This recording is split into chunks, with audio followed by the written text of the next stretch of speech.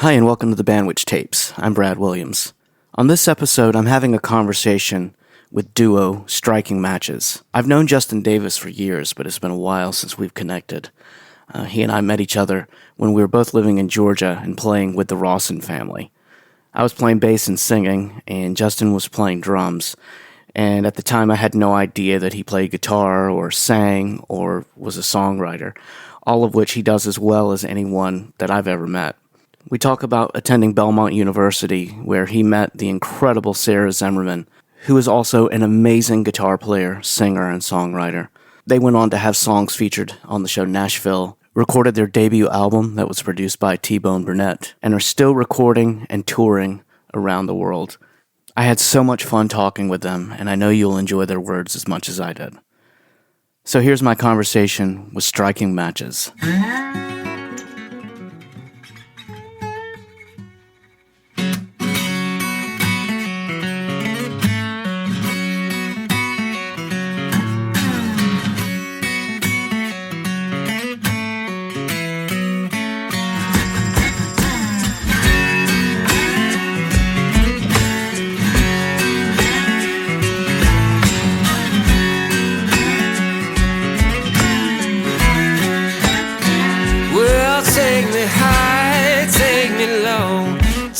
Someplace we both know I'll be yours, you'll be mine.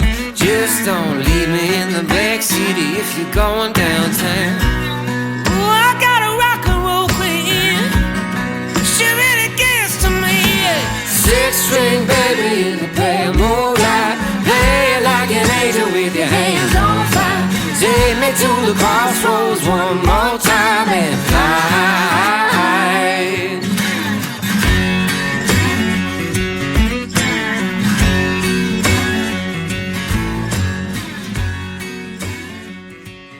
Sarah, Justin, how's it going? So good. So good, man. Yeah. It's so good to see you and be talking to you.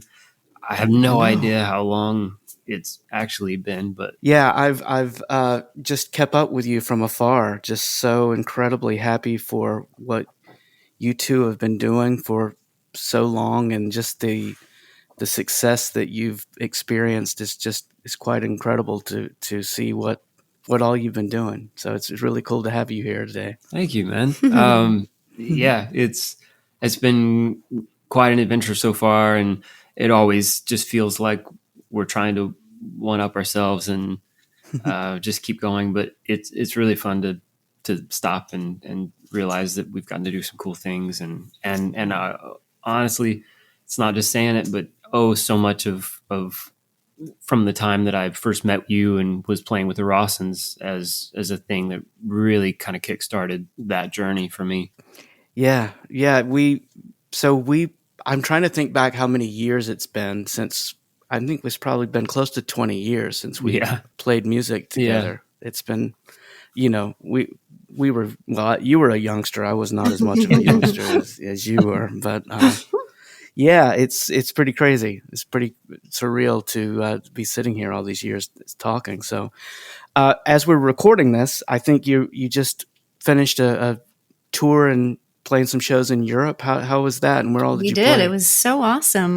We played in Vienna and in Warsaw and in a city called Stuttgart in Germany. Yeah.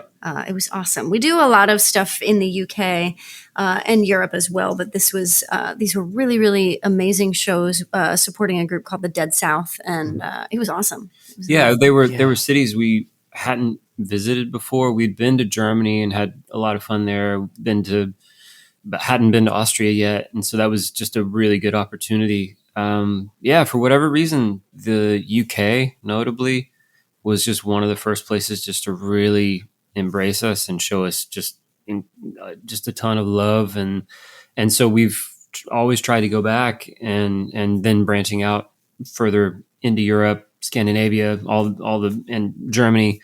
That was always a thing that we love to do. It's always fun. We always sneak in a couple of days or more than a couple of days on the back end just to kick around and mainly eat stuff. I feel that's like pretty much what we do. We just kind of eat and walk to the next place that we're going to eat, and then just see stuff. And it's just always a pleasure. And it's the one to sort of pinch yourself moments. It's like, I can't believe this is our job. even though it does, it's not all sunshine and rainbows. There are some flight delays and a lot of really heavy gear moments where you're lugging through the airport or trying to make a flight or whatever. And you're just like, I can't believe this is our job. And Yeah, right. Yeah. but for the most part, it's awesome. Yeah. That's it. When you do those international dates, what kind of gear do you take? Do you just normally take some guitars, or do you take pedal boards and the whole thing? Yeah, the thing with us is we've had so many different iterations of kind of what we're doing, the music that we're making, that we've gone over just with our full just arsenal, where we were electrified and we had all our stuff and we had a band and all of that. And so that was fine. And all the music we've been doing lately is just really focused on the two of us, because that always just seemed to be the thing that made us the most unique and sort of separated us apart, is when we would just walk out with our two acoustics and we would just kind of make all this sound together. And so this time, especially because we were supporting for these few dates, we just walked out with our acoustics and did our thing. Yeah. And it was so awesome because we could travel light and really any effects and stuff we were using, we were kind of relying on the house and just like just interacting with the engineer and just saying, yeah, you can feel free to, like on this one, gain my guitar up until it almost wants to go, until it almost wants to take off, just so it just has some teeth and will speak. And okay, yeah, you can have some fun, throw some slap back on it or whatever, but it was nothing terribly fancy. And well, and you are so sorry. Well, yeah, and like, yeah, I think you were going to say something about the percussion. Yeah, I was. Like, because I just kind of beat on my guitar to sort of create the beat and stuff, and so I usually have them run it through the subs, and it just like usually in a venue is really fun because you just hear it kind of reverberate through the venue, just boom, boom, and it's kind of awesome. But yeah, that was the setup for this time, and it just was amazing because we were traveling so light, but it just worked effortlessly and almost worked in our favor because every show seemed to go so well, and people would come up after and be like, I can't believe that you guys were just doing all that with two guitars. It's so cool. I've not seen that before. And it was like, it almost played in our favor that we didn't have so much sound or other instruments and a lot of, so yeah, it was fun. Yeah. I would imagine too, and I know from experience, the more gear you add to the equation, the additional stress that you can also add to it. I imagine stripping it down just allows you to just kind of do your thing and not really worry about all of the different elements that could possibly go wrong on a live show. Yes, exactly. And I personally feel like if it is going to go wrong, it's going to happen to me. And it almost always does. And so just taking as many things away as possible is really great. I know. I would defend you, but you're it's right. It's true. Everything always happens to me. Your stuff never breaks. I know. I have to tell you that, having listened to your songs for quite a while and just kind of refreshing my memory with them, I'm like, I keep saying to myself, okay, I love them as songwriters the most. No, I love them as guitar players the most. No, I love this amazing harmony thing they have going. It is incredible, the package that you two deliver. It's quite unbelievable. Today I'm going to say it's the singing. The singing is just out of this world. Yeah. The blend and the phrasing that it's like you vocally and guitar playing. It's like an extension of each other when you play. It's quite amazing. Thank you. I mean, especially coming from you, Brad, and you don't know this, but Brad, when we were first getting together, I had not found my voice yet, and I was way too shy to sing. Brad was one of the first like really good singers that I had ever gotten to just play with and just kind of watch. I mean, I think that was the thing, is I could always hide behind the drum set and watch you guys. And it was, I think we listened to the episode with you and Dylan Rawson, and he was talking about New Kid in Town. I was like, absolutely remember that moment when I saw you sing just in that garage. You sang New Kid in Town, and it was like, man, that is incredible. It's just, I hadn't seen someone just be that good in person, and it sort of revealed that it was possible, which I think is how you kind of level up a lot of times, is you see somebody do it. You watch Tommy Emmanuel do what he does, and then you're like, it's possible. And then it kind of makes you better. Or you just see somebody, they really singing like that. It was really possible. So, and then it gives you a little bit of courage to try it yourself. So that's quite a compliment coming from you. Well, I'm completely blown away and flattered that you would say that. We have quite an interesting origin story, having the Rawson family in common, dear friends of both of us, and just an incredibly talented family of players and singers and songwriters. And, I owe so much to them. One of which is the fact that I'm getting to sit here and talk with you two tonight. It's pretty amazing. Yeah. Sarah, where are you from? I'm from where did you outside grow of Philadelphia, Pennsylvania. Okay. Yeah.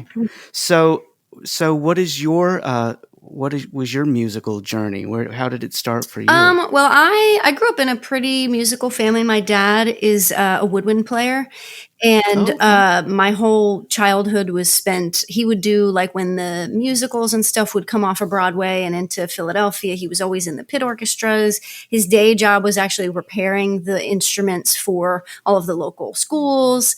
And even groups that were coming into town. He was kind of like the guy that you brought your horn to if it was not working. And so, my mom is a fantastic singer. I have two brothers who are both. My older brother is a great drummer, singer. He does all the Broadway stuff downtown, the 4-hour time, that stuff. Yeah. And he's fantastic. Yeah. And my younger brother is a bass player, but he doesn't do music really anymore. He's a science teacher. But so I kind of grew up. I started playing the clarinet actually when I was around 8 years old, because my dad had a shop in our basement. And so there was just instruments constantly all of the time. And he's predominantly a clarinet, sax, and flute player. And so it was sort of just the natural progression of things where I was like, I'll try that. And I really fell in love with it. I played the clarinet all through elementary school, high school, even in the little bit of college that I did. But it was around 10 years old, and my dad was also teaching clarinet at a little music shop about 5 minutes from our house. And they had on the wall, I would go after school and I would get my little clarinet lesson from my dad, but they sold guitars, and they had this red, I don't even know what it was, because it was like a mini size something. It wasn't a Fender or anything. It was just like something really silly, but it was red and it was electric. And I was like, Dad, I want to play that. Didn't really know why. I have an uncle who's a great guitar player, but other than that, nobody in my family played guitar. I just knew I wanted to do it. And he was like, took him a while. And eventually he was like, okay, I'm going to get you a guitar, but you're going to start on acoustic. So he got me this $100, just like really piece of crap acoustic from the music store. But I started taking lessons from the guy that owned it, and just really, really quickly fell in love with the guitar. And so I just started playing. I was in 4th grade, I guess. So started playing through elementary school, middle school. And when I turned around 15, I joined a program called the School of Rock. And that allowed me to, I became a member of the All-Stars program, which allowed me to go kind of all over the world with them and play rock music. Yeah, who'd you play with? Cool. We did a tour. We did a lot of Zappa stuff, like folks that were in the Zappa. Wow. Gosh, imagine learning that at 15. Like, I mean, it was really, some of that stuff is sort of like, I hear it now and I'm just like, wow. Like, it's like the SAT of music. I mean, really, it really was. And, it was less, those kinds of like quote unquote lessons were less about like theory stuff and more just learning those songs and then learning how to be a part of a band and be, a front man or, a rhythm guitar player. And, you really had to learn how to collaborate. And that was sort of the whole deal with that. And it really allowed for me to have some opportunities early on that were like real bucket list items. Like I played Lollapalooza when I was 17. We played with Johnny Anderson from Yes. I did a number of dates with him. Just like crazy stuff that looking back now, I'm like, she'll dude, I lay was this like on me. 17. She'll every now and then sneak one of these in that I've not heard before, and I'll be like, wait, hang on, what? Go back. Well, what is that? When man, John Anderson is he's so good. He is a force. He's so good, so and great. you like So you knew him for a time, and she Yeah, he always was so does sweet. an impression of like how he would talk to her, which I was like, he actually talks as high as he sings. He does. That's- He talks like a cute little grandma, Yeah. and he's a very, very sweet guy. Yeah. And he was great. He was a great entertainer, and it was such an honor to be like a part. I mean, essentially, there was a period of time, and this is now like that happened during my first year at Belmont. I still was getting asked to come back and do some School of Rock stuff, and so I was gone like every weekend of my first semester of college playing with John Anderson, kind of like being his guitar player pretty much. So it really, that allowed me to do some really, really cool things very early on in my career. Kind of, I mean, I sort of know this, but like that was how you really got playing slide, right? Yeah, so the slide that I was introduced to slide with that during I got asked to do Traveling Riverside Blues, which is a Led classic. Zeppelin song. Yeah, but where I really really got into it, I had to have hand surgery at one point, and I had gotten really. This is only when I because I didn't grow up with country music really. I grew up with Chicago and Steely Dan and James Taylor, and then all of the classic rock stuff with School of Rock. But I got really into the Chicks, formerly the Dixie Chicks, and really into the sound of the dobro. And when I had this cast on my hand for 8 weeks, I couldn't play guitar, but I could turn it over and I could play like flat, that. yeah. And so I started learning the dobro, and that's where I really like tapped into slide playing. But then it really wasn't until we got together that I was like, oh, this is like my voice. Yeah. Yeah. Which I like. That's cool. That's like some Dwayne Allman stuff. Like you had I know. to play it like that, so that was the only way you could play. Well, I just couldn't stand like not being able to play my guitar for 2 months. But that was a lot of information in one. When you were listening to the Chicks, like yeah. Man, was that mainly Jerry Douglas, like Brian Sutton and Jerry Douglas on those records, or do you? Well, know who for the Chicks records, it was Emily Robinson was playing the dobro stuff. Right. Yeah, oh, man. Yeah, right. Yeah, like, I think just cause, and Brian Sutton was doing a lot of the acoustic. Yes, stuff. Brian Sutton did a lot of the on that Home record. That's right. Which is one of my favorite records of all time. Well, he's playing all that flat picking, really cool. That's cool stuff. So, I mean, you got into country music kind of around. Yes, that I got time. into country music very, very late compared to someone like you. I got into it late too. I think I rebelled against it because it was stuff my parents and my grandparents. I did the same but thing. do you know what it was? It was actually you guys. It was actually sitting because I didn't have anybody to play with, and it was basically just the church band, and there were really no musical outlets for me and my family or anybody in our little town in Georgia. And there weren't really any for real players. And it was just kind of through the Rossins inviting us all to play.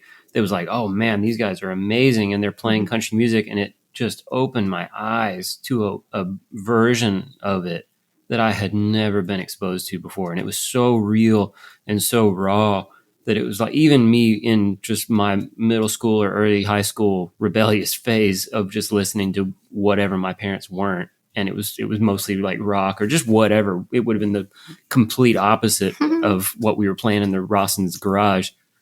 Even with all that, it was just so overwhelmingly great that it just opened my eyes and I fell in love with country music all over again. Yeah. It's, I think in the mainstream world, that type of country music, classic country, whatever you want to call it, there's so much, it's so deep in terms of the feel and the soul to it that I think it takes playing it with people that really know how to play it to really understand just how deep that playing really is. Clearly, because it resonated with me on such a deep level that it opened. It was like a brand new world, and there were songs that I had never heard. Like I remember you guys singing Beulah Land. And that was such a powerful thing just for somebody who had never been exposed to that. Even just the sort of gospel side of country was just stuff my grandparents listened to. It just didn't really apply to me, or so I thought. And then it was like seeing it and just hearing the harmonies and the way that they worked. And it was just so powerful that, I was hooked. I was very, very hooked. So were you playing during this time when we would play together? Were you playing guitar and singing and all of that kind of off to the side? Or what was happening there? Very, very privately, because I think that was something that I always loved to do the most. But in that particular band, we weren't not short on guitar players and singers. We had those in spades, but so the role I could fill was a drummer. And I felt like at that time I was just so incredibly intimidated by David Rawson, who's the patriarch of the family, just in terms of his ability and also his, and the most humble person on planet Earth, definitely. Too. Right? Yeah, it's incredible. It was a sort of the way that I idolized him. It wasn't demanded in the slightest. He was on a pedestal for me because I didn't have parents or family who really served as that figure, who was sort of a mentor figure. And whether he was even aware of it or not, and so I just always remember if I ever played anything that he liked, if he'd look over and give me a smile or something like that, it would make me feel so good. And that was just sort of me seeking, kind of just being desperate to seek that sort of mentorship and not having a very wide range of influences in person. So he was definitely, and because of that, I was always so intimidated to the point that I didn't care to pick up a guitar or sing or anything until I felt like I could hang. And also because I was pretty much a fish out of water when it came to country at that stage. It's like maybe I could have jammed on other stuff, but I was way too shy about that. Well, like you said, there's no shortage of great players and singers in that family. It's quite just, it's quite rude of them. To be so talented, it is. You know? Yeah. They were my adopted musical family for sure. Because I think despite my parents' best intentions, they were so great at influencing me by playing me a bunch of cool stuff and getting me exposed to a bunch of cool stuff, and also just encouraging me to go play when I wanted to. But they didn't. Unfortunately, they neither of them were players or anything like that. So just the Rawsons were kind of my adopted musical family, and just exposed to me so many aspects of just musicianship that wouldn't have otherwise been aware of. You know, when you're just playing in garage bands or whatever, but when you play, like when you don't even know what the word pocket means or just overplaying or whatever, which I'm constantly guilty of. I'm the overplayer in our bands, but I always think of how much David Rawson would do with so little. And I think that was always such an amazing thing. He would play 3 notes and it would be the right 3 notes, and it would go further than somebody saying more. And there are so many great players once you're aware of that concept that you kind of become exposed to, and you're like, man, I wish I could do that. Well, what I think is so interesting is both of you in that very formative time as up and coming musicians had these incredible opportunities with people maybe older than you that had success doing things that poured into you and gave you opportunities, and you learned a lot of the soft skills as musicians that it takes a lot of years for a lot of people to experience that, and you got to learn it very early on, which I'm sure has been a huge help in your career. Yeah, absolutely. I mean, we sort of like by the time we got together, we already both were like pretty well road tested, and had seen a lot of things and had been through a lot of things, that you just have to experience, to get better and to be able to function out there. And so, it wasn't like one of us got to do that and the other was like, I don't know what I'm doing and what sound check. And, by the time we were starting to work together, we were already both we had a lot of experiences on our own, so we could kind of just get going. Yeah. Still learning though. Still learning. Always experience. Always. The show must go wrong. Yes. Well, we have to talk about Belmont because the three of us all served our sentences. Right. That's right. No, just That's joking. Right. I still love it to this day. How was that experience? What was Belmont like for you two? You want to go first? I mean, it's sure. Yeah. I think for the time that we were there, that I was there, we never graduated. So we'll start by saying that. Me neither. It's okay. That's like the mark of success, really, isn't it? That if you don't graduate. Right. That's right. I think that I met so many great people there. Obviously, meeting Justin kind of right off the bat was life changing.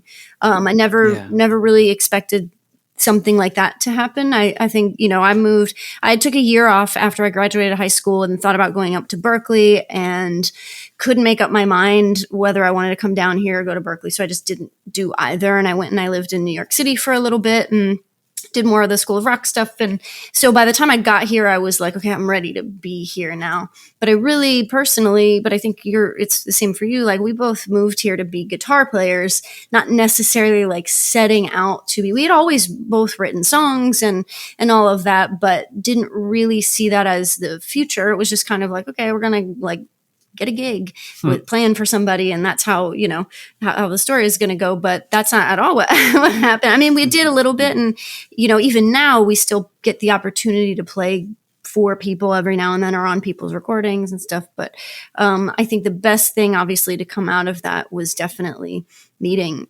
Justin. I think I wouldn't say I learned a lot in terms of the music school there, but I think that's because I didn't really want to. I think that it was sort of like I wanted an excuse to be in Nashville for 9 months out of the year. Mm-hmm. And, I think we'd go to Third and Lindsley and see the players play every week. And we learned more doing that than we felt like we were learning. And I think there is absolutely an argument to be made for going to music school and it's, I'm not knocking that in any way. It just wasn't, it turned out it wasn't for me. You just had to I had to try it. So I did that for a year and then I switched majors to the songwriting program for like a semester, but it was before Belmont really got its songwriting program off the ground. And so it wasn't ready yet. So I got out of that pretty quickly. And then I went into the entertainment industry studies because you didn't have to take any math with that. And then we just started to get busy and then I left. Right. Yeah. So best part about Belmont was, and really like once we met each other, we were just hanging out with each other pretty much all the time. Yeah, that's true. But I think I probably second most of that. That was just having an excuse to not go home, have a reason not to go home if things got kind of slow or tough or didn't seem like there were any prospects. It was like, there's an excuse to be I'm paying to be here in Nashville and try to make it home for a bit and then till it becomes home. And then so many really cool moments where we've just met people who have gone on to do incredible things and you still kind of have that link and beautiful campus. And also there was a whole lot of learning what we don't want to do and also how we don't want to learn too. That was another thing. What I think has been kind of funny is that a lot of the stuff that probably didn't take initially has kind of since you've sort of been able to make sense of. I mean, I think some of the guitar program stuff, which probably just wouldn't have been all that applicable just to the kind of guitar players or how we wanted to utilize guitar playing, which is more to facilitate the songwriting and also to perform how we want to do, which if you look at both of our styles is not necessarily right. on paper. So it's like in terms of getting a degree, probably not. And you'd have to unlearn a whole bunch of stuff in order to do it that their way. And it was like part of what we liked about what we do is that it is our own style. But just having said that, it's like you look at certain things which, like the caged system, which is like a guitar playing system that kind of enables you to work up the neck and really learn neck fluency and stuff. Kind of just I couldn't be bothered when we were learning it in school, but now I found myself actually circling back and I see why that's applicable, why that's advantageous. And that's how you know where to like find things. It's like, oh, sure, right. And so you've kind of found practical use for it, and it's like, well, if I had cared about it then, I probably would have not had to learn it now, but whatever. You may not have wanted someone telling you to do it, and you could have just been rebelling against it. And I think it always helps if it's just like, here's this, now here's how you can use it when you're in a jam with somebody, like a jam session, which is what mainly it's like we want to go do. Like, we're musicians, like that's all we want to do is not do something that feels clinical. Like we want to go the opposite way and just like see what happens. Like, get a little weird. Like, how many notes can I play that are not in the key? I know. That's my problem. They definitely kicked it right out. Yeah. How do you think, how has Nashville changed from the time you started at Belmont to now? Quite a different city. I mean, we both moved here in 2007, so it has changed quite a bit. I think I really love a lot of the changes. I think that, even just Belmont specifically has grown so much. When we started there, it was like 4,500 students, and it was so small and it was cute and it was great. But I love what they've done and been able to create there. I think is just so amazing and so beautiful. And the city as a whole, like, now we're both kind of like foodies and nerds about cocktails and things like that. And when we first moved here, there just wasn't as many great places to eat as there are now, and especially like international cuisine and things like that. So that's been a real plus. There's more venues. There are some that we lost along the way that are that's very sad. That, I guess, just trying to retain the positive outlook feels like a necessity, because it's just the change is inevitable, and it's like there were things that I miss that are never going to come back, and I like Sunset Grill. I missed that, and just it felt a lot smaller, in a way that made it feel a little more like you could just rock up to a writer's round, and it was just not a thing, and there's just more. There's more people. There's more just options, but then there were some things that about the quaintness that is gone, and I feel like we've been here long enough to see it change more than once, a few times.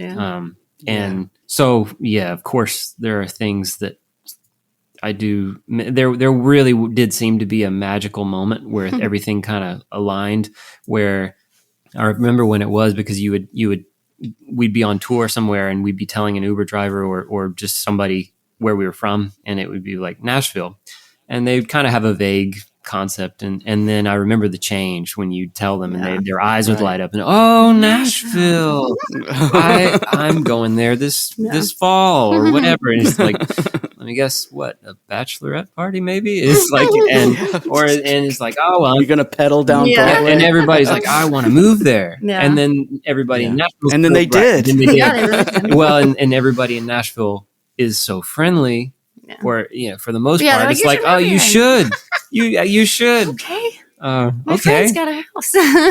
Yeah. Well, Justin, that's basically what happened to where we were in Georgia. I mean, basically the same thing, just like just exploded with people moving there. Yeah. When I was in Nashville, it kind of felt like there was an element of it just being kind of a little secret. That maybe the rest of the world didn't know about, but which I'm very grateful that it did feel like we got to be here for that. Yeah, for sure. Yeah, and it really was, and it was like everybody who was here kind of knew, and of course that can't last because it's going to get out. But man, there really was kind of a magical time, and I'm grateful for all that, and it's still great. Like it's still. Really, it's home for us, and I feel like it will always be so long as like, at least for now, we still recognize the place, and maybe it changes to where we can't. And then that's it for us. But I don't know. I still love it here. Yeah.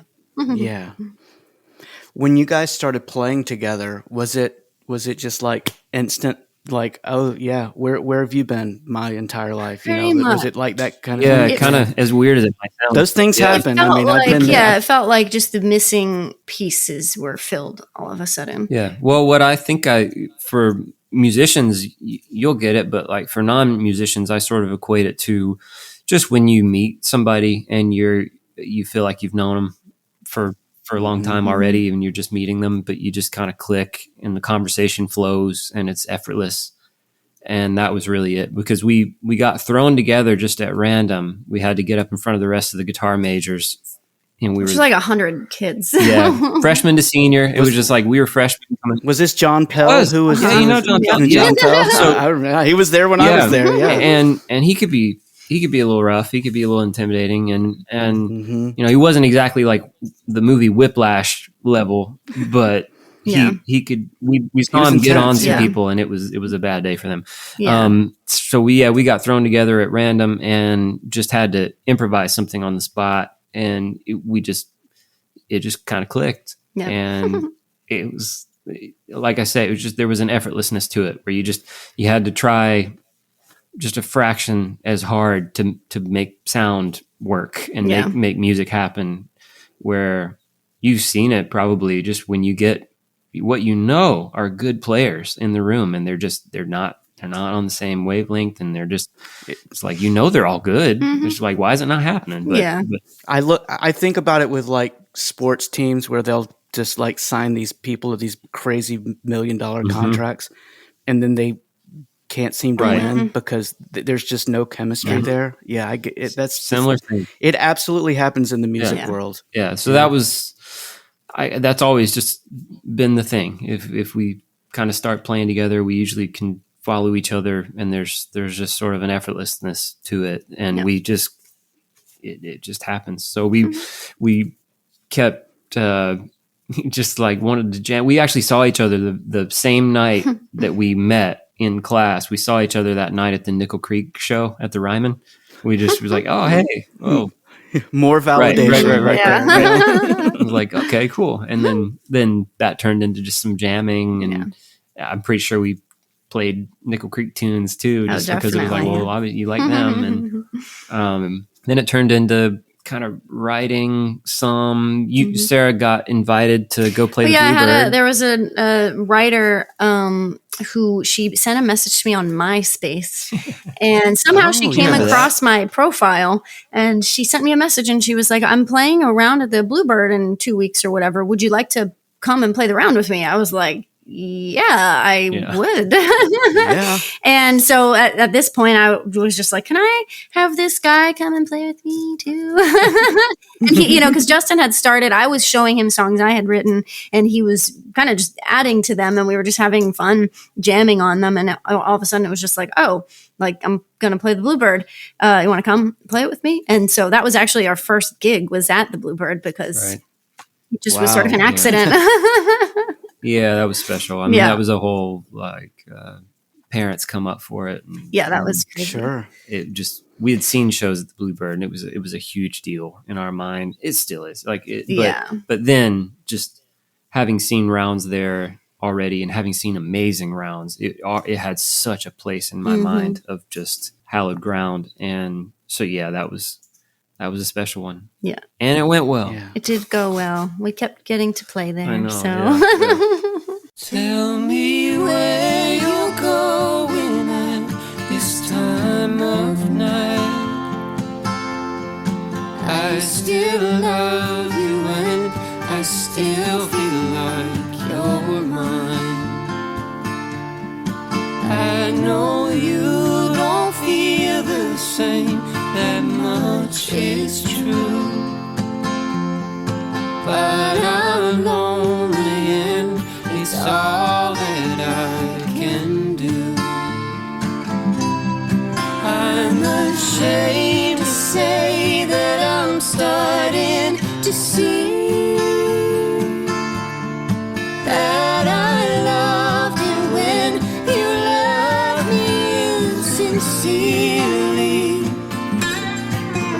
There's a longing in my heart I can't deny.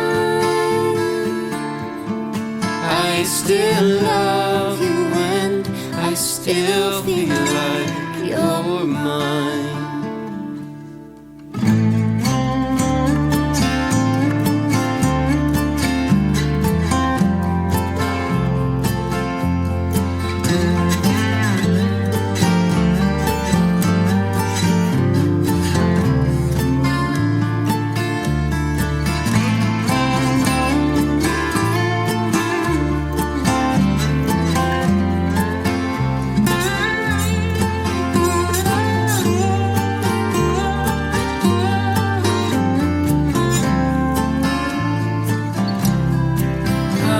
Ashamed to say that I'm starting to see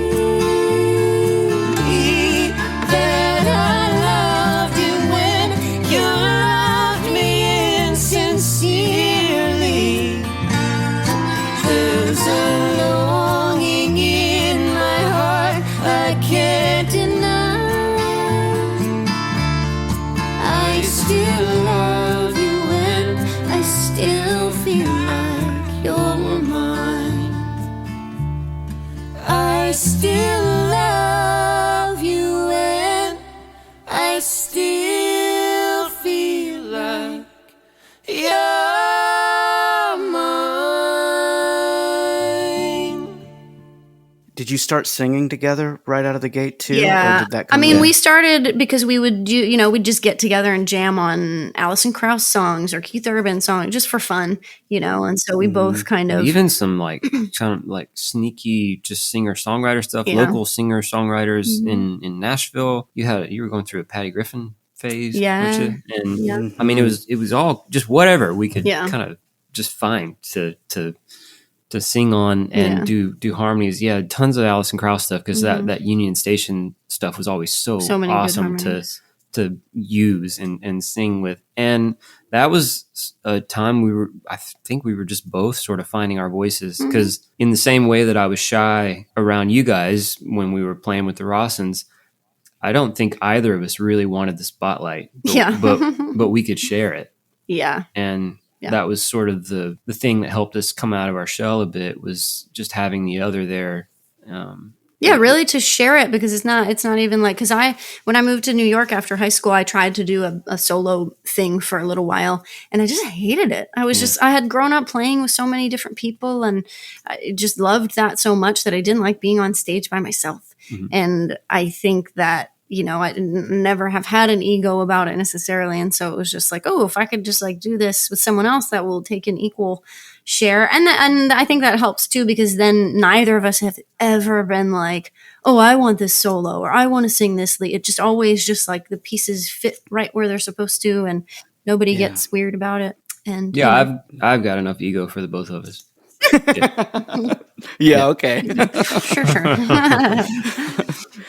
What I notice when you play is that you don't, when two people are playing in the same kind of, frequency space, it's easy to get in each other's way. And I don't find that you guys, you're not stepping on each other at all with that. It's a really special relationship to hear two guitar players that can occupy that same location in the range and not get in each other's way. Yeah, honestly, like, I don't know if it's because we've been doing it for so long, but it even felt like right off the bat, it was always that way. It was always like we were each able to hear what the other one was doing. And so it's like, okay, you're doing that, I'm going to do this. And just never, I don't even think we really think about it anymore. But it just works. Just makes sense. I think it's fun. I mean, having the two components, just only the two components. I've recently just started equating it to sushi, where it's like you're making sushi, and which that means is like you've only got 3 or 4 ingredients, and you've got to make it feel complete. And so you really need each component to serve a very important role, and it has to fulfill the what it needs. And so it's like if you're kind of mocking what a percussion would be doing or what the bass would be doing and all these other things. Like you've got to try to stretch the spectrum of sound there as much as you can, only with two guitars. And so, yeah, that's always part of the riddle, but it's also kind of fun to do.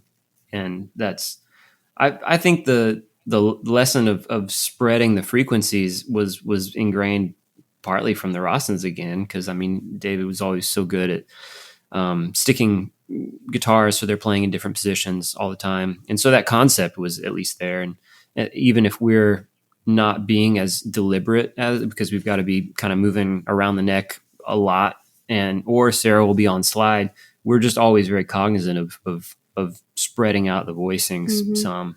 And yeah, I feel like if we had to work too hard at it, though, we wouldn't get very far. It is one of those things like it sort of just happens. It just happened, yeah. and you can, and it's an incredible product that you guys have, but it feels natural, it feels organic, and it does feel like it's just something that just kind of happened. You can sense that's the way it started, which is incredible. Thank you. Kobe, I remember Kobe telling me years ago, he was like, Justin and Sarah have some songs on the show Nashville. Yeah. And I'm like, what are you talking about? Yeah. How did all of that happen for you guys? Yeah. How many songs did you have? We had 9 songs on the show. Yep. I mean, that was our last count. I mean, there was one that was used a few more times, right. So it probably ends up being about total of like 12 times our songs got, but 9 like original songs. They just kept using it. We were lucky. Part of the reason we didn't make it all the way through college was because we had met some people at Universal Publishing, and a deal wound up making sense at the time, even though we didn't know what we were doing. They were really great to us and for us. And you tell the next part of the story so this is when they were just kind of starting to search for songs for the show. They had already kind of figured out, okay, this is the show that we're doing. And they sent them some music supervisors from ABC to Nashville to meet with publishers and songwriters. And so Universal saw that as an opportunity for us because they were looking for songs for a duo. And so they had us come to the office, and these 2 music supervisors, super, super sweet ladies, they had us just play for them. And we did one of the songs that we did. We have a tradition usually at the Bluebird when we play there where we like to try a new song out every time we play. And so we had a week or 2 before had just tried out this song at the Bluebird called When the Right One Comes Along. And so we told them about it, we just played, this is the Bluebird. Turns out they needed a song that was like a male female kind of duet in a way. And so it was just like, oh, this is Scarlett and Gunnar, who were the 2 characters. And they immediately knew, they were like, we want this song. And they actually put the scene, that's a song that was used a few times, but the first time that it was used, they put the scene in the Bluebird because that's where we played it for the first time. Yeah. Wow. And so that was the first one that we had, but then they just kept calling, and they just, and we never even really wrote anything specifically for the show. We just wrote what we wanted, and they latched on to the songs. We had some that Gunnar sang and Chip Eston sang and Hayden Panettiere sang. I got to do like a lot of the background. I know I did. I got to sing a lot of the backgrounds for a bunch of them, and it was just such a fun thing to be a part of. And Sam, who played Gunnar, is now one of our very best friends. He's one of Justin's really close friends, and both of ours, and he's been such a huge part of just our like Nashville story. And that show, like having those songs on that show, allowed us to go play the Grand Ole Opry. It gave us sort of our first like foot in the door in the UK, and it was just like, it was a real career maker for us, really, because it was our first anything. It introduced us to T-Bone. Introduced us to T-Bone, or made our first record. Yeah. And Buddy Miller, and like the whole thing. It is pretty amazing how things sort of started to snowball a little bit just from that's just sort of unassuming meeting. Like I think we had read the prompt for the show, and it sounded a bit goofy, but we did see that T-Bone was attached as working. He was kind of producing. He wasn't music supervising, but he was like producing a lot of the tunes, and he was going to be involved. It was like, that's cool. And the meeting that we played When the Right One Comes Along for these ladies, and they started crying, and I remember thinking to ourselves, we were just like, this has gone really well or really badly. Man, like we've driven them to tears. And so thankfully, they just dug what we did and kind of based some of the stuff on like what they were doing with the Scarlett and Gunner characters. And it's so funny to think about it now, because Sam, who played Gunner, we ended up running into him not long after there's a great coffee shop in Nashville called Fido, and it used to be basically like the cafeteria for everybody. And so we'd run into Sam there, and we just hit it off. And now he's been a long time friend. Like it's funny. I mean, a lot of stuff, incredible stuff came out of that show, and just turned into something else for us. And so we're very grateful for it. Yeah, man, it's incredible. I had Rachel Moore, who's an engineer. I had her on the podcast, and she's worked a lot with T-Bone, and we talked a lot about their relationship and just how his process. And it sounds to me like his ultimate goal is to just put you in a space that you are the most comfortable, the best vibe, for not, nothing to get in your way of being creative. Was it like that for you too? Oh yeah, absolutely. Yeah, he had sort of a guru vibe, because you kind of work with all types. I think there are very technical producers, there are very, very, very hands-on producers, sort of orchestrators type producers, instrumentalist types, producers who are more engineers than they are producers. T-Bone is like a sort of a mystic. He's always usually walking in, and he's usually burning some Palo Santos, kind of like just trying to set the vibe right, and usually has a few poignant words to offer, or a musical reference to offer, like a track that's some obscure track that's like, where did you dig that up? But he's just trying to communicate something. And I would say so. That's he's just kind of trying to make you feel at ease so you don't get in your own head, and which is just so easy to do in the studio. And when you're surrounded with brilliant musicians, it's hard not to. Even when you're surrounded by somebody like him, it's hard not to. Yeah, definitely. But that was its own amazing experience. And it really was like that. Like, it was very chill. I remember it just being, and it was like me and Justin on guitar, and we had Fred Eltringham playing drums and Michael Rhodes playing bass, and that was a huge honor. Just huge the four of us. Great Michael Rhodes. Wow. He was such an absolute legend, and such a wonderful person too. So sweet. He was a guy that we would go see with the players. That we would sneak out and go watch them down at 3rd and Lindsley, which is an incredible little venue in town. We'd pay $10, go see them like every Tuesday. And it was awesome. Well, and what I loved so much about his playing was that it was always about parts. Yeah, he's such really a parts guy. Always just found a place to be and make a part rather than just like holding down the bass. There's something to be said for that, but like his artistry to me was really in his parts that he found, and the parts that he played on our record are still like so special to me, and really brought it to life in a way that I didn't see coming, I think. Yeah, it's an honor that he'll forever live on in so many other records, but that we can say he's on one of ours. Sure. That's very special. We learned a lot from him, just watching him and watching how he approached it.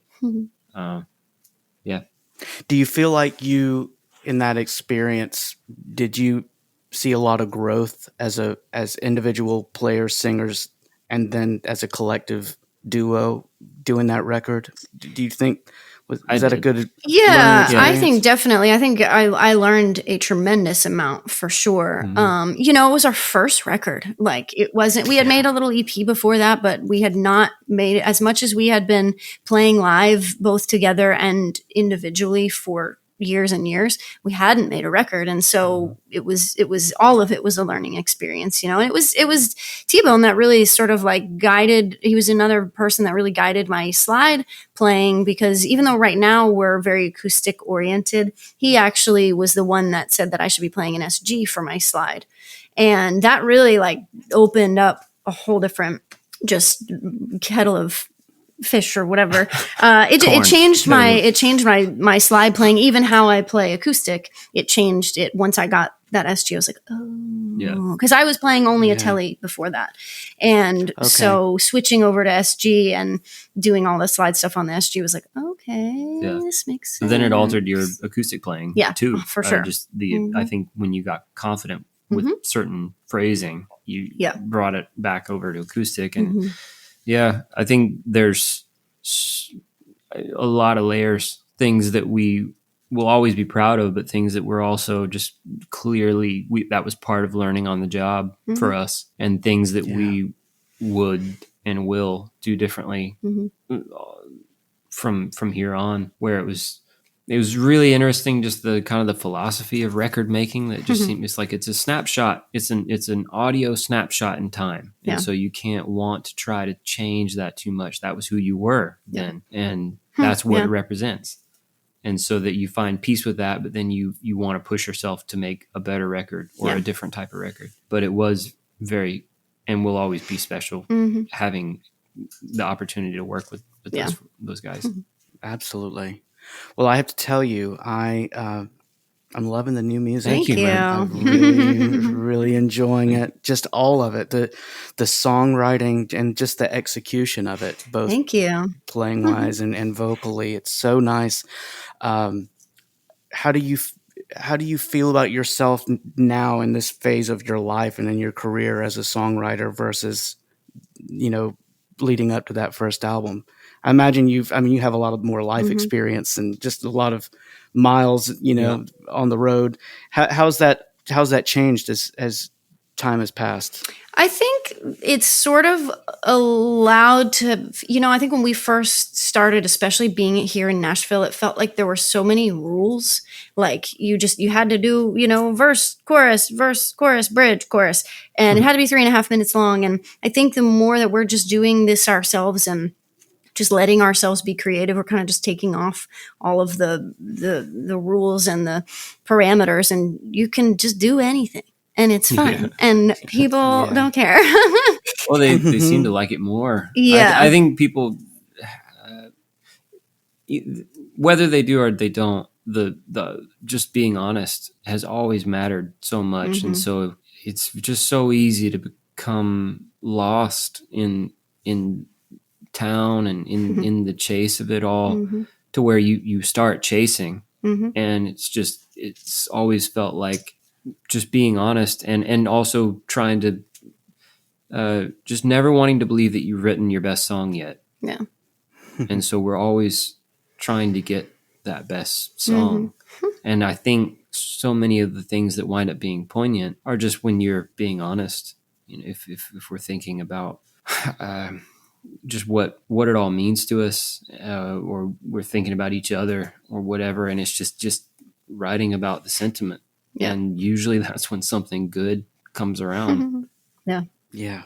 Yeah. And I think you're right about the chasing things, both, in songs and in producing and stuff. And it really, I don't think I felt like we were doing our truest stuff until we kind of started doing it, sitting in the driver's seat from pretty much top to bottom, where we're writing the songs together. We're recording everything. We're engineering it. We're playing everything, so there's no way to hide behind somebody else's production or other instrumentalists. It's just everything you're getting is real and us. And I'm really proud of that, for like where things are going. I'm really excited by that notion. Well, it's just a different approach because we were talking about the first record and how special it was when we're talking about the collaboration.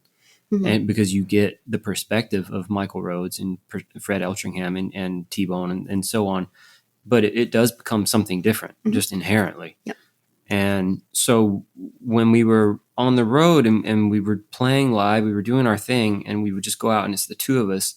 and we would see this reaction, the way it would make people happy and make them feel, and they would respond just like, I've not seen anything like that. You just, the two of you, the way you play together and the way you sing together. And it was like, man, we really want to try to bring this through line from when we do it live and people like it and they want to have that in the recorded form. Just try to make that as seamless as possible. The transition from one to the next, where otherwise it really might be kind of a bit of a bait and switch, where it's like you saw this song live and you want to have it, and you want to listen to it on a record.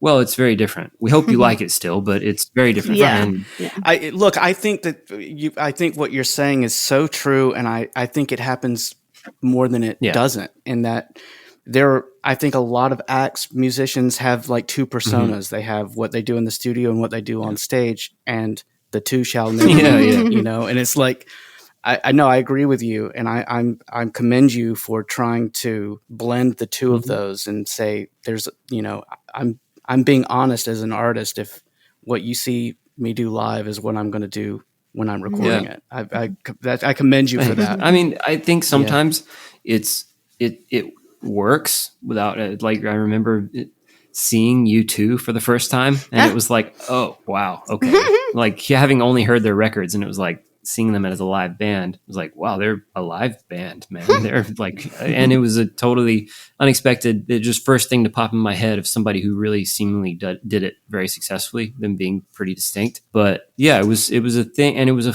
really interesting challenge, because it was like, you know, when you're playing live and you're thumping on your guitar and you're sending it through the subs, you're going to get this boom and this energy that's just inherent to live playing. So how do you capture that, or try to capture that in a studio setting with mics and things that are, and so the interesting, like, kind of movie magic of working that, where it's like, maybe on the thump, maybe we pitch that down, and just see how it behaves, and trying to basically recreate that thing, but just in a studio. And it was a really fun, and also might be what sort of makes it necessary that we are doing it ourselves until we can show like a proof of concept. Because if you just get with a producer, even a really good one, they might not necessarily know what to do with it.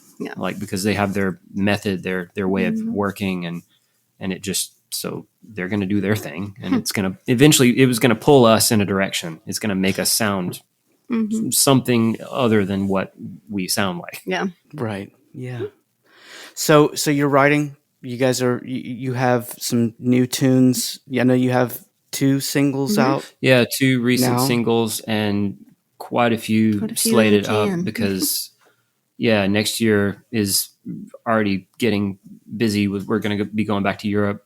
I haven't announced anything exactly yet, but that's going to happen, and definitely looking to go back to the UK. And we're going to be just sort of steadily releasing some of this music as we go. And yeah, we're excited. Well, I'm excited, and I know everyone who knows who you are excited as well, because it's it's so, I love how your music honors everything that came before it, but it's still moving in a forward direction, and I think that's what my ears like to listen to. I mean, it's just, I really love what you guys do. Thank you. So, yeah, it's really good, and it's just I've had such a good time catching up and hanging out with you guys tonight. I know. I feel like we could have just spent 2 sessions just catching up, but I know we could have. Nice I know. you. I know. It's good to see you too, and I just wish you both the best. Thank you, man. Congrats on all the episodes you're making, all the people you're talking to. You've already built I mean, I thought I got a kick out of the Victor Krauss episode. I mean, that just, we probably met him a time or two just having been in here. It's like, he's so great. But I mean, yeah, your list is ever growing and replete cool people. And Victor's, he was one of the nicest people I've ever had the chance to I mean, we became friends because of this Oh, podcast. cool, And, man. yeah, he's such a sweetheart. Yeah. Yeah, And he introduced me to Rachel. Oh, yeah. In fact. Cool. Okay, that Yeah. makes sense. Yeah. Yeah, I mean, it's Yeah. a relatively small town, even though it's growing. I mean, that's always been the allure of Nashville, I think, is you've kind of got New York and LA to a degree, maybe Atlanta, but it's like there's nothing exactly with the atmosphere of the kind of the Nashville music community where it's still relatively tight knit and people live kind of close. Yeah, you can't go anywhere and not see somebody you know still. Yeah. Yeah, it's amazing. And it's very special to feel like we're part of it. Yeah. Well, thank you guys, and just best of luck. Thank you, man. Oh man, I have to say the coolest thing occurred because between Dylan, have you done the Opry? No, Okay, I haven't done the I Opry. was just getting the biggest kick out of just because I mean, talking to you and thinking back, it was like, man, how cool! Just that from that little garage, like people who've gotten to go and stand up in that circle. That is cool. And I know. just from all the way there, just all the way here, and I could just draw a direct line from those practices, those jams, to instilling the love of it and the reverence for it in my soul, and it was just such a connection that I don't even think I remembered to make until I realized we were talking, and it was like, man, that really did start a direction for me. So sorry, just thought of that. No, I'm speechless about it because those still are some of the most important times of my life as a musician, and just as a human, just getting to share the same air with you all, just playing music with you. It's well, mainly them. I was just hanging on. Oh, stop. Yeah, right. Yeah, right. Well, best of luck, guys, and keep doing what you're doing.